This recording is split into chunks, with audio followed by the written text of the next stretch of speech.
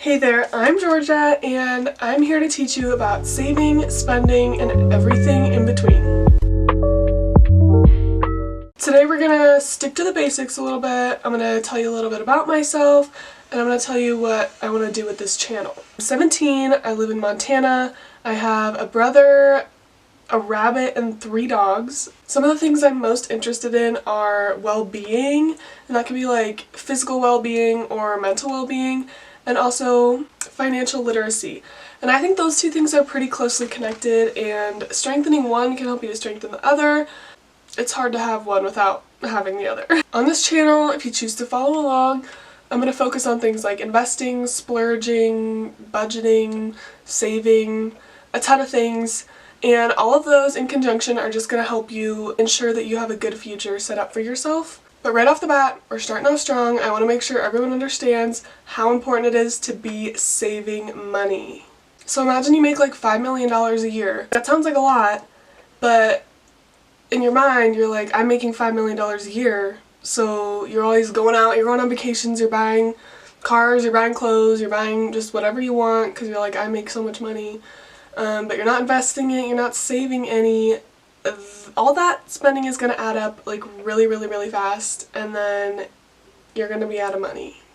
This is why it is so important to learn how important financial literacy is, because it's applicable to everyone. Whether you are that person making $5 million a year or if you're on like a $10 a week allowance. It applies to everybody. Because there's gonna come a time where you're gonna need money, and if you aren't being financially responsible, you're not gonna have it. And you're gonna wish you hadn't bought that top 2 months ago, or bought, I don't know, went on that random vacation last week.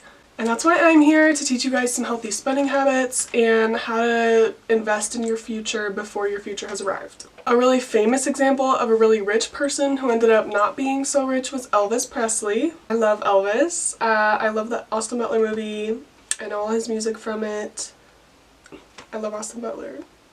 But anyway, go watch the movie, please. Anyway, Elvis earned anywhere from $100 million to $1 billion throughout his career, but when he died, he literally had no money and he was in like serious debt. This happened for a couple reasons, because he had this manager, he took like millions of dollars from him, but also Elvis was a terrible saver, big spender, not financially responsible. Elvis was super famous for always having really extravagant things. Like, he had really nice outfits all the time, like full velvet, blue suede shoes. He had like a ton of cars. He actually had over 100. He had his private jet, his mansion, Graceland, which he almost actually had to sell at the end of his life because he like had no money. Like, he had to get out of debt, and he almost literally had to sell his house. But basically, since Elvis decided to live in all this luxury and not save anything for the future, he ended up dying with nothing and left his family with nothing, even though he had this great opportunity to have left them with hundreds of millions of dollars, like for generations to come. Unfortunately though, Elvis is not the only example of a celebrity or a pop star who was super duper financially irresponsible. And people like Michael Jackson, Mike Tyson, and like a ton more just ended up going into some serious debt.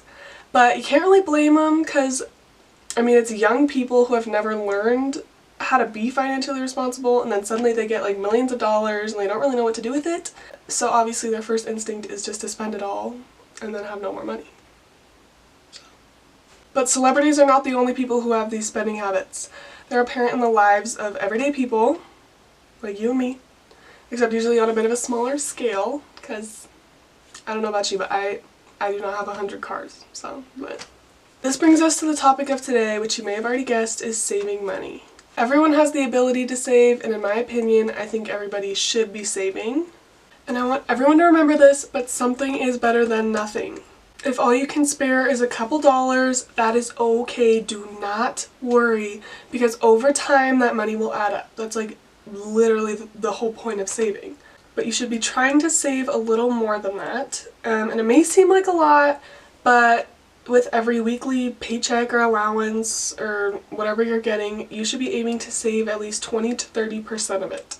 And you can apply these saving principles to like birthday money, Christmas money, everything money, because the more money you save, the more money you're going to have in the future.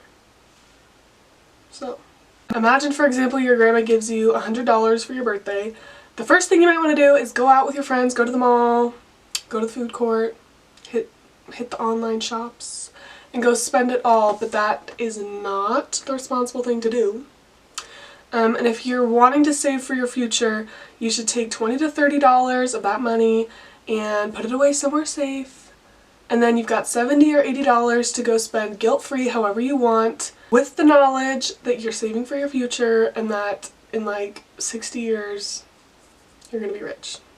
But wait a minute, where should you be putting that money to keep it safe? Well, it might be time to retire the piggy bank. We're done with the piggy bank because high yield online accounts are the way to go for saving money. High yield basically means that these accounts are going to give you a high return on your investment, which basically means that high yield account is going to pay you more for putting your money in it than a low yield account is going to. And that's the thing. A lot of online banks and saving companies will pay you, they literally give you money just for storing your money in one of their accounts. So this is an amazing, amazing way to earn passive income, and compounding interest will get those savings up, but we're going to talk about that in a minute. A couple companies that are really notorious for being high yield are Ally and Synchrony, and they're known for having a return rate of about 3.5 to 4%, but that fluctuates, which we're going to talk about. Okay, so imagine this. I'm going to try to talk you through this. I have my money in a high yield account. I'm going to start with like $25. I put $25 in this high yield account.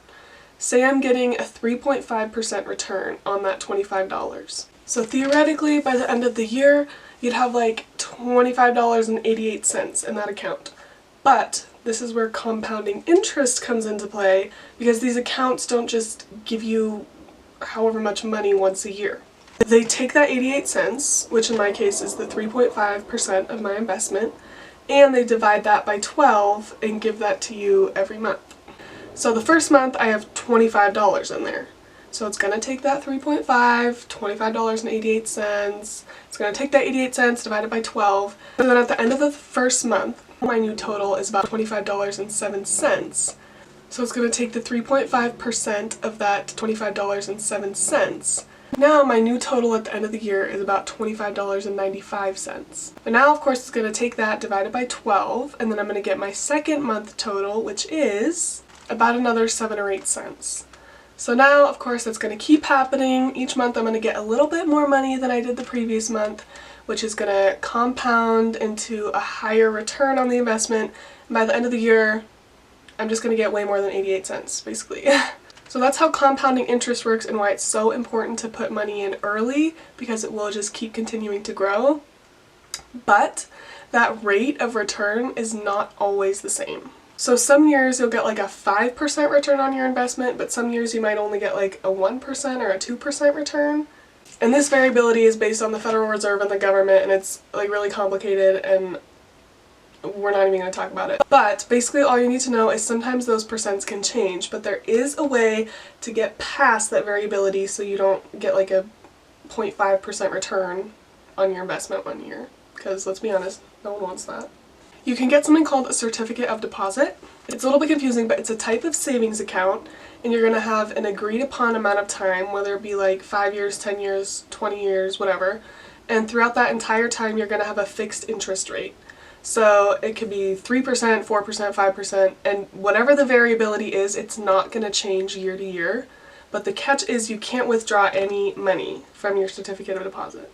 So for however long you agree upon, let's say like 20 years, say I put my $25 in and I get a certificate of deposit, and they're like, okay, you cannot touch this money for 20 years, but we're going to give you a 4% return every single year, no matter what.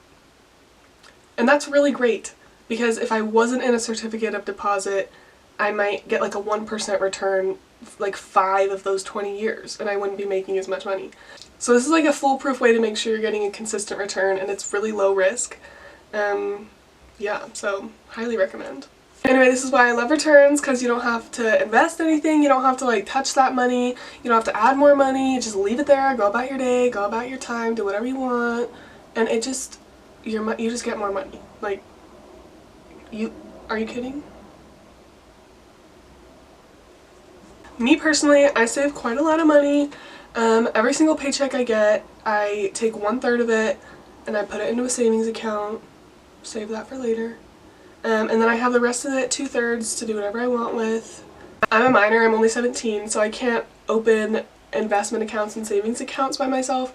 So my parents have helped me do that. They help me invest my money, they help me save my money, they help me like figure out how much I need to put into these accounts. So if you're under 18 and you're also trying to save money, just have a little chat with your parents.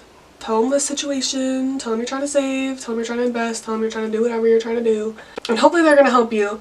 But if they can't, or for some reason if they don't want to, that's totally okay. Don't worry about it.